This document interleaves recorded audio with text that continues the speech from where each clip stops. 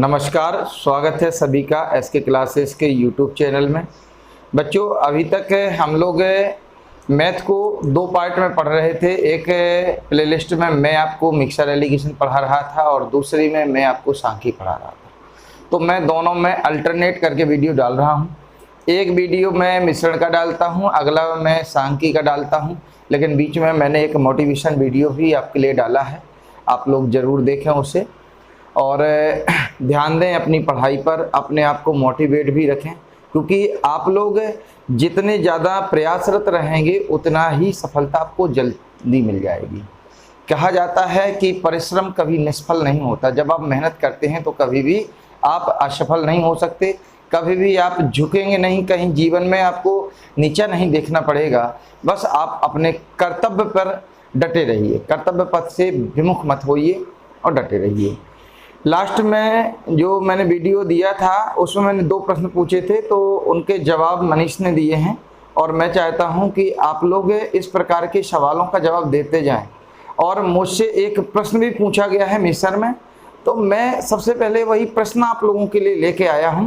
सबसे पहले आप उस प्रश्न को सॉल्व कर लें और फिर देखें कि आगे मैं मिश्रण के इस वीडियो को आगे बढ़ा रहा हूं। सबसे पहले वह प्रश्न जो आप लोगों के द्वारा मुझसे व्हाट्सएप के जरिए पूछा गया है, तो देखिए क्या है प्रश्न। एक मिश्रण में दूध एवं पानी का अनुपात 5:3 है। यदि 22 लीटर मिश्रण निकालकर 12 लीटर पानी डाल दिया गया तो अनुपात 3:5 हो जाता है। दूध की प्रारंभिक मात्रा बताओ। ये प्रश्न है। हालांकि मैं इस टाइप के आज बहुत सारे प्रश्न कराऊंगा जिससे कि आप ऐसे प्रश्न अच्छे से कर पाओ। पहले तो मैं ये जल्दी से आपको बता देता हूं, फिर इसका डिटेल बताता हूं आगे कि कैसे आप सीखेंगे और किस प्रकार से मैंने इस प्रकार लगाया है इसे। तो देखिए सबसे पहले क्या है कि पहले मिश्रण दिया है 5:3 और वो काय का है, मिल्क एंड वाटर का है 5:3। बाद में जब 22 लीटर मिश्रण निकाल लिया और 12 लीटर पानी डाला तो अनुपात हो गया 3:5। ये बात हो गई। अब वो पूछ रहा है आपसे कि दूध की प्रारंभिक मात्रा बताओ। मिश्रण भी पूछता तो वो भी हम बता सकते थे। आपको करना क्या है, देखिए मैं अभी आगे इसको बताऊंगा कि कैसे अगर अनुपातों का योग समान हो तो हम मिल्क को, जो दूध है, उसको ही संपूर्ण मिश्रण के बराबर मान सकते हैं, क्योंकि मिल्क में केवल एक बार परिवर्तन हो रहा है। निकालते समय डाला पानी गया, इसलिए मिल्क की मात्रा में परिवर्तन नहीं हो रहा है। तो मिल्क को संपूर्ण मिश्रण मान लेते हैं, लेकिन उसके लिए एक शर्त और होनी चाहिए कि जितना मिश्रण निकालेंगे उतना ही पानी डालना चाहिए। जबकि यहाँ पे मिश्रण तो 22 लीटर एक्स्ट्रा निकाल लिया गया, 22 लीटर निकाला है, पानी कितना डाला गया है, 12 लीटर डाला गया है। अब क्या करें भाई, कोई बात नहीं, 22 लीटर की जगह आप 12 लीटर ही निकालिए। 10 लीटर एक्स्ट्रा अलग से लिख लीजिए मिश्रण को। 10 लीटर मिश्रण आपके पास एक्स्ट्रा है। अब अगर 22 की जगह केवल 12 लीटर मिश्रण ही निकाला गया होता तो आपके साथ कितना मिश्रण होता। देखिए 12 लीटर मिश्रण निकाला और 12 लीटर पानी डाला, ठीक है। अब तो वही बात आ गई ना कि जितना निकाला उतना पानी डाला, तो अब आपकी ट्रिक यहाँ पे काम कर जाएगी। लेकिन 10 लीटर एक्स्ट्रा जो हो गया वो हमने अलग से लिख लिया।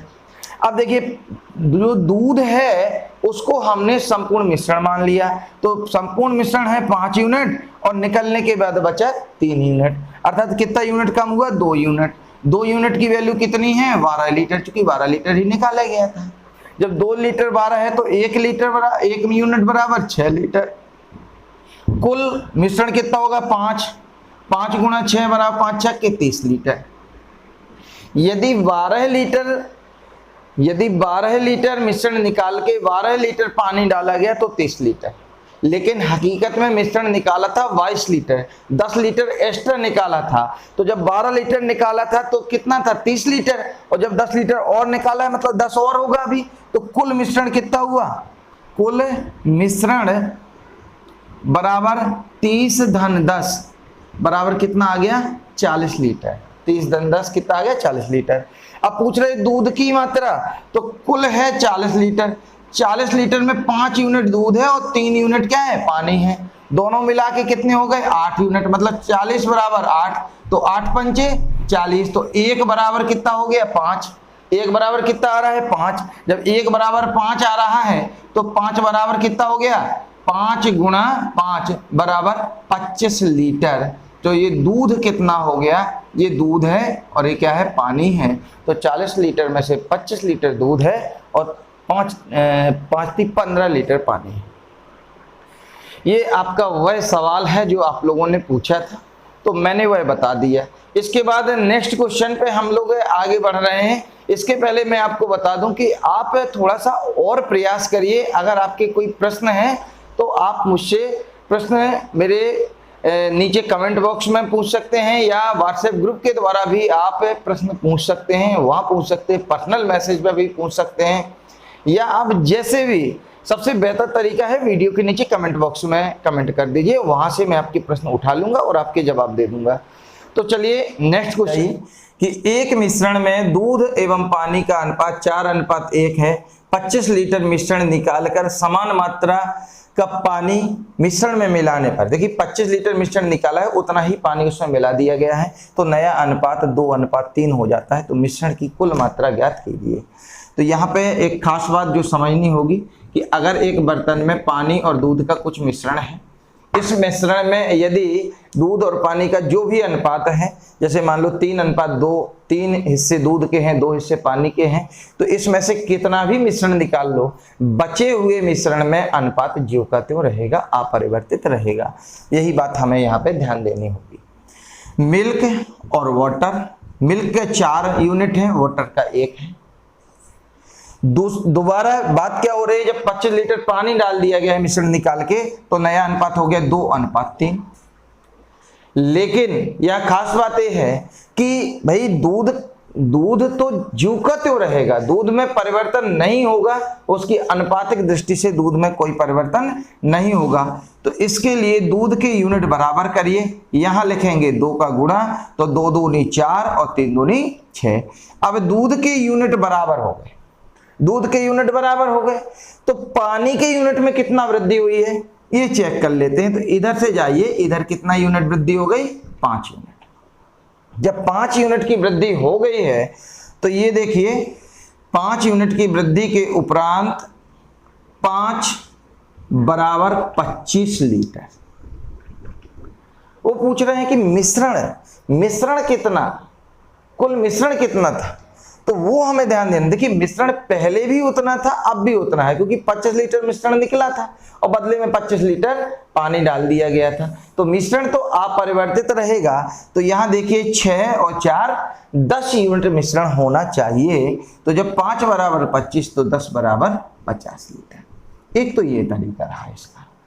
एक दूसरा तरीका इसका ये रहेगा कि यदि आप इसको ऐसे लगा दें, मैं यहां बता देता हूं कि चूंकि दूध में केवल एक बार छेड़खानी हो रही है, पानी के साथ कोई छेड़खानी हो नहीं रही है। दूध का पहले अनुपात 4:1 था मिश्रण में, अब जो अनुपात है वो 2:3 हो गया। पानी के साथ 2 बार परिवर्तन हो रहा है, इसलिए उसको छोड़ देंगे। हम संपूर्ण मिश्रण केवल दूध को मान लेंगे।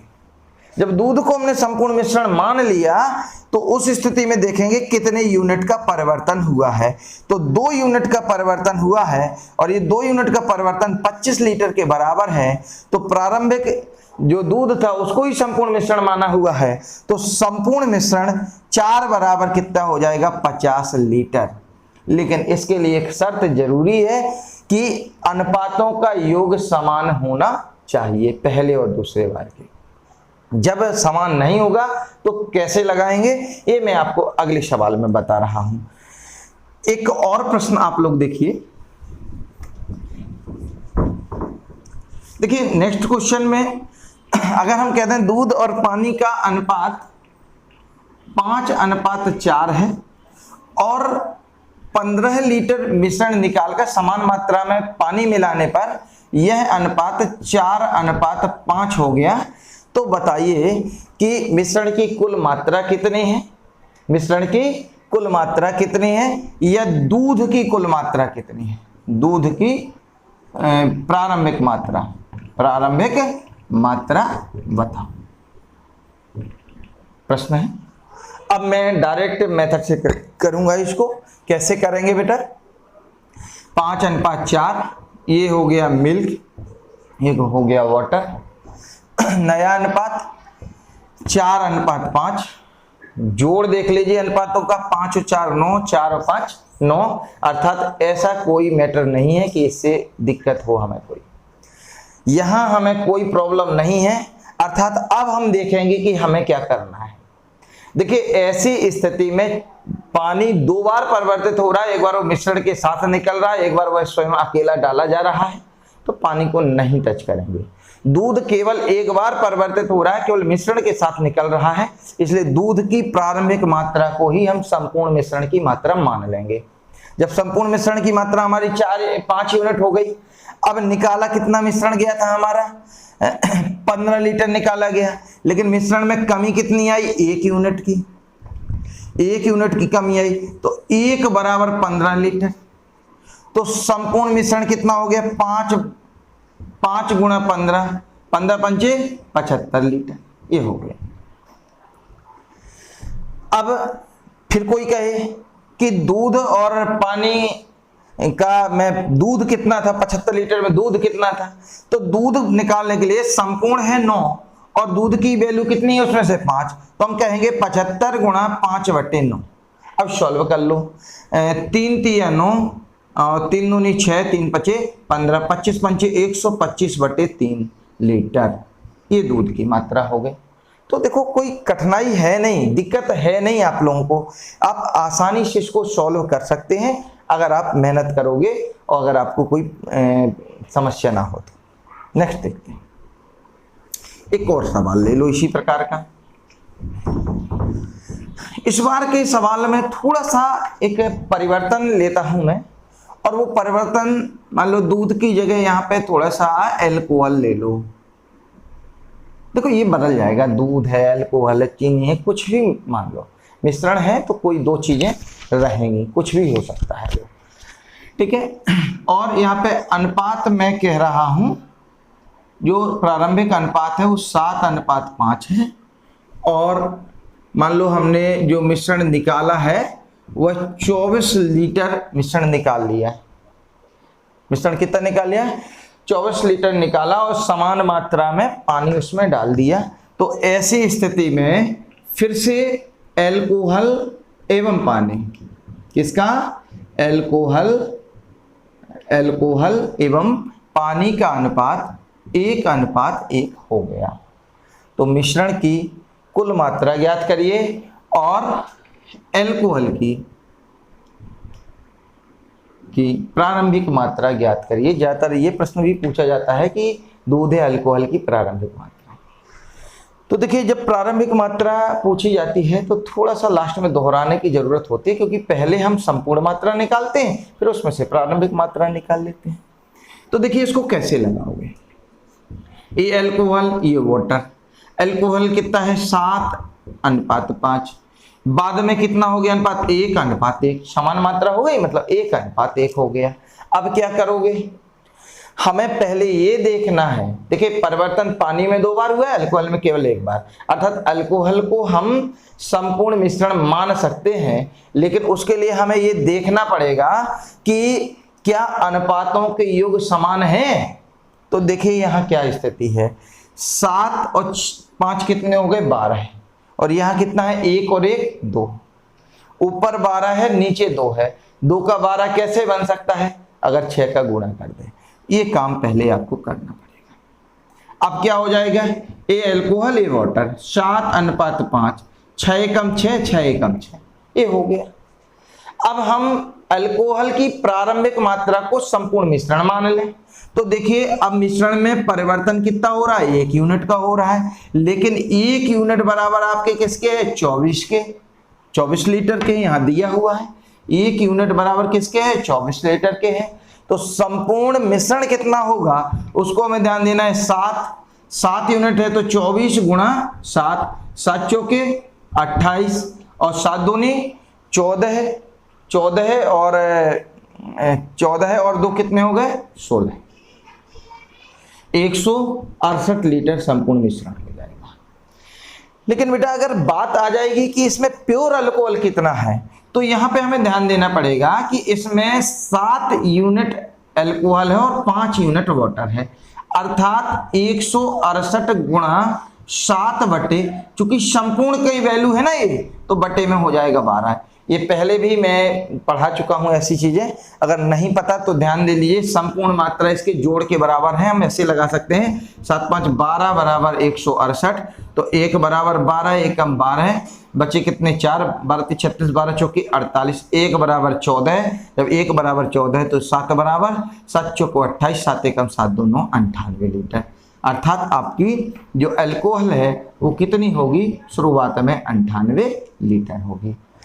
आर.एस. अग्रवाल का क्वेश्चन नंबर 14 है आपके सामने, और इसमें प्रश्न किया गया है कि एक बर्तन में द्रव भरा है, इसमें 3 भाग पानी व 1 भाग शीरा है। 3 भाग पानी व 1 भाग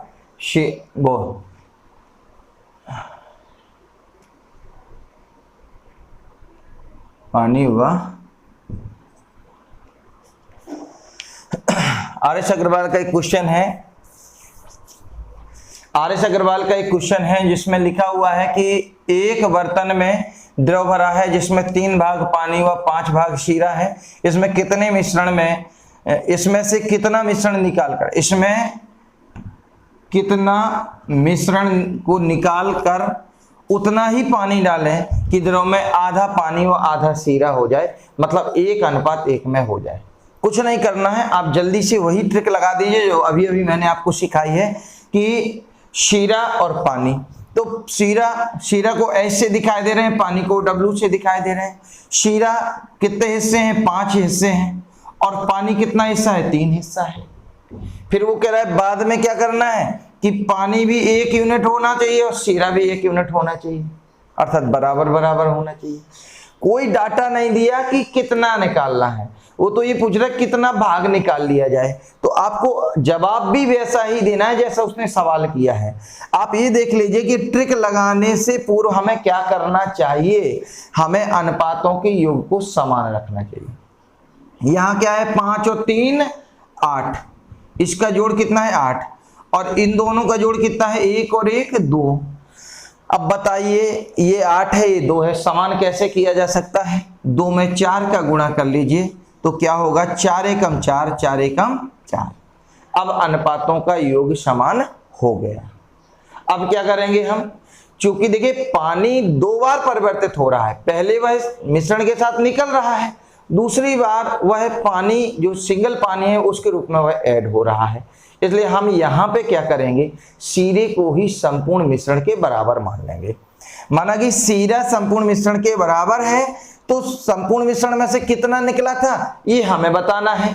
तो बताइए 5 से कितना हुआ 4, अर्थात 1 यूनिट निकला, कितने में से 5 में से, अर्थात निकला भाग कितना है, कितना 1/5 भाग, 1/5 भाग, यही आंसर हो गया। ये नया क्वेश्चन आपके सामने है, क्वेश्चन नंबर 11 है आर.एस. अग्रवाल का।